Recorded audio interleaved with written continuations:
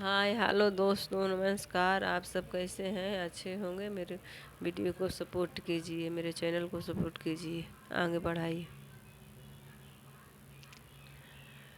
अब सुख ना मिलिहा यही जिंदगी में, अब सुख ना मिलिहा यही जिंदगी में, अब सुख ना मिलिहा। एक त सुखी त भैली बन के चिरैया राम, एक त सुखी त भैली बन के चिरैया राम।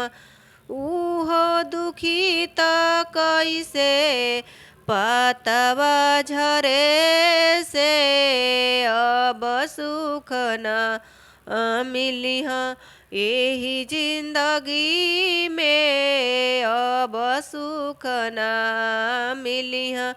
एक त सुखी त भैली चांदवा सुरुजवा राम, एक त सुखी त भैल चांदवा सुरुजवा राम। उहो दुखी त कैसे गरहन लगे से, अब सुख न मिलिहा यही जिंदगी में, अब सुख न मिलिहा यही जिंदगी में, अब सुख न मिलिहा। एक त सुखी त भैली बालका के अमाराम, एक त सुखी त भैली बालका के अमाराम।